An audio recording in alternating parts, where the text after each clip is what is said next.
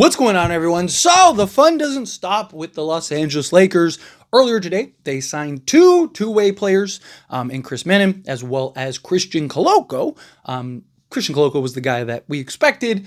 Menon was a little bit of a surprise, right? Because he wasn't on the Lakers Summer League roster. He was actually on the Golden State Warriors Summer League roster. But if you want more details on that, go check out that video. I actually break down Menon pretty extensively, more so than Christian Koloko, because we already know Christian Koloko. We know what we're getting with Christian Koloko.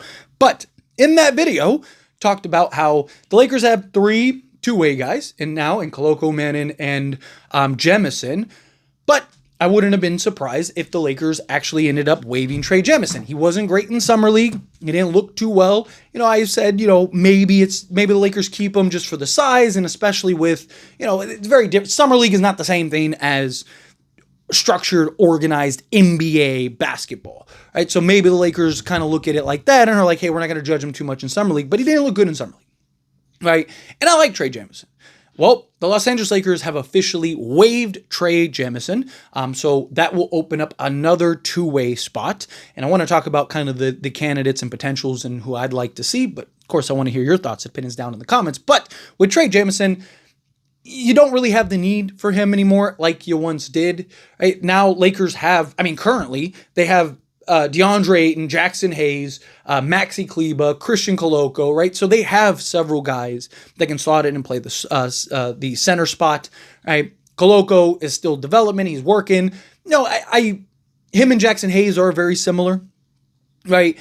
Koloko's better defensively. He's better at timing and a little better disciplined. Also, he can stretch the floor. I think at some point, Koloko's going to take over for Jackson Hayes. It's kind of like our third center, maybe our backup center if he really takes some strides. Right? But I've talked about with Jackson Hayes, I don't like him as our primary backup. It's fine, especially during the regular season. But at some point, I'd like to see the Lakers address the backup center position. I don't think it's the biggest priority. If we have to go with Jackson Hayes, then fine, so be it.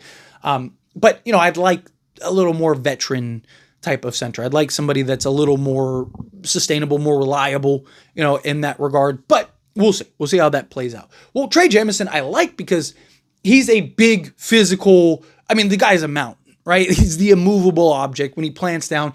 I like his attitude. I like his toughness, right? He's the guy, like I always looked at him and still do as like that 6-foul guy, right? He's the kind of guy you want kind of in the playoffs, going up against Jokic, right? Just kind of wear on him, give him some hard fouls, right? Maybe pick up a technical or a flagrant or something. Nothing dirty, right? You don't want anything dirty, but just like a hard-nosed foul. You look at like Dwight Howard. That's what Dwight was for us in 2020. He was the enforcer. He was the bruiser. He was the guy that was getting technicals and guys wanted to fight because he hit them too hard and stuff, right? Like that's what I kind of liked in Trey Jemison. But again, now that you got DeAndre Ayton, now that you got Jackson Hayes, Maxi Kleber, if the Lakers end up making a move or whatever, probably bring in another backup, right? Trey Jemison just doesn't make sense like he once did. So you move off of Trey Jemison, okay. Well, now that the Lakers have an open two-way spot, who do they bring in with that? Now, I do think that there are several options. Obviously, there is the player like we saw with Chris Menon, who it's like, we didn't really see in Summer League that they liked in one of these other places that they bring in, right? That could be an option. There could be somebody in Summer League that the Lakers are like, oh, hey, I really like this guy. Let's bring this guy in. So we'll see if they kind of go that route. But sticking with the players that we know that were on the Summer League roster, I really think it boils down to a couple, right? Obviously, Bronny James was a real standout for the Lakers in Summer League, but he's already on the roster. Dalton Connect was a bit disappointing. All right, we'll see what they do with him and if they trade him. But again, he's already on the roster. Outside of that, obviously, Darius Bazley would be fantastic, but we don't know the extent of his injury. And even then, even if it is something that's limited, you can't bring him in on a two-way. So I want to make that clear for those that are like, oh, bring in Darius Bazley. Can't bring in Darius Bazley. You'd have to bring him onto the main roster spot. And you're worried about the injuries. Now, originally, Eric Dixon was supposed to sign on a two-way spot, right? But then he got hurt and he hasn't signed that two-way deal. Now, it is very possible that he's the guy that they end up signing, right? The problem is we don't know the type of injury and we don't know the extent of that injury. Just that he was walking around in a walking boot. Right? That's how we found out about it.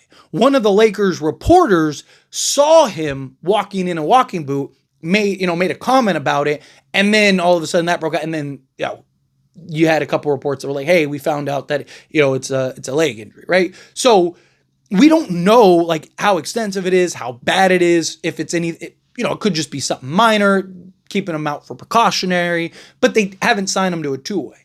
So if it isn't anything significant, he's probably the guy that ends up getting signed to a two-way. I wouldn't be surprised if later today or tomorrow or whatever, we get news that Lakers are bringing him in, Eric Dixon, on a two-way signing. So keep that in mind, right? The other options would be like Cole Schweider or Arthur Kaluma, right? Cole Schweider, I like, gives you the shooting. If the Lakers trade Dalton Knecht, kind of makes sense to kind of bring him in. However, I would probably bring in Kaluma, just because he's exactly what this team needs, right? Cole Schweider, we could definitely use his shooting, right?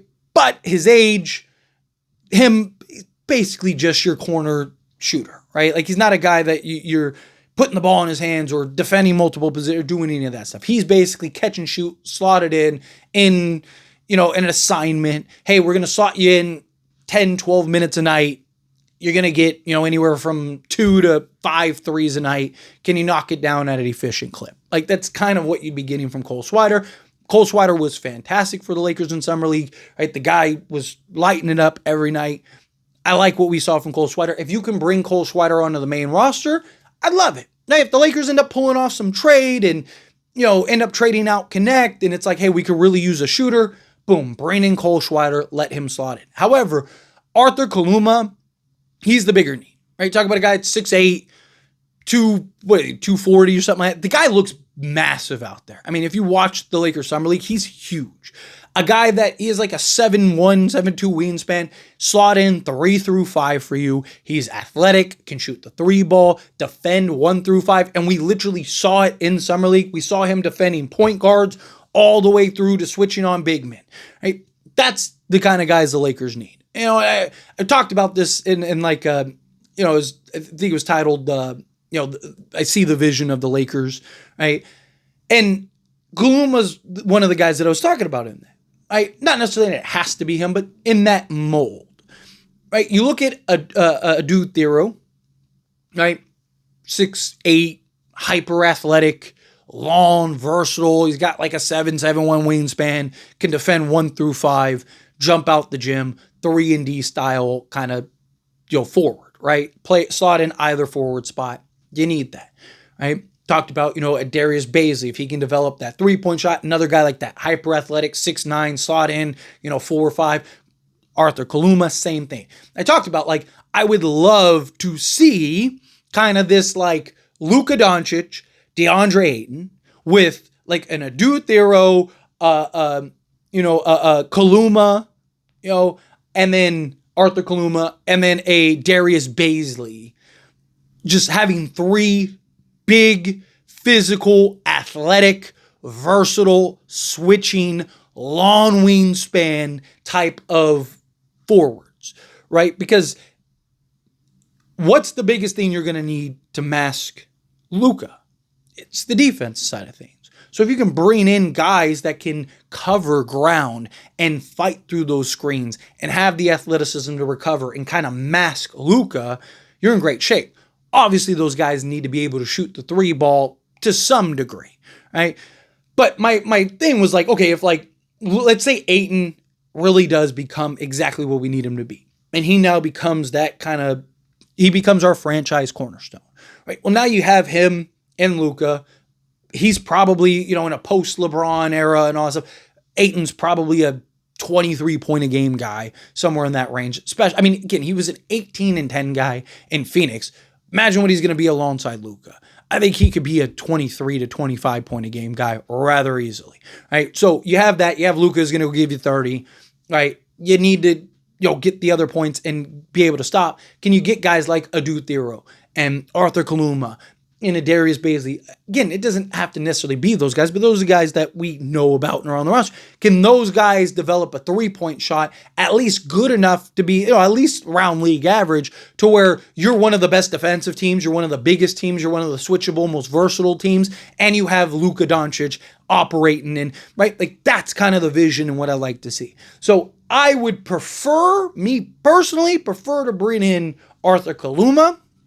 I think he is the exact mold, exact type of guy, that OG type of forward. Not like OG like old school, right? Like OG Anunoby, right? Like, can you bring in a Kaluma who maybe can develop into that type? Big, strong, physical, can slot in at either forward spot, but defend basically anybody on the basketball court. He's the kind of guy that I really think that the Lakers should bring in on the other two-way. It'll probably be Eric Dixon, if I'm being honest, because that was who they agreed to a two-way with before the injury. I think they're just waiting for him to heal up, and then we'll sign him, but we'll see. Time will tell. Anyway, as always, this is a discussion, a past question on you. Let me know your thoughts and opinions down in the comments. That being said, if you haven't liked this video, hit that like button. Helps me out. So we enjoy these types of videos, and I truly appreciate it. Not subscribe channel, hit that subscribe button. Turn on the bell notifications. Appreciate y'all. See you in the next one.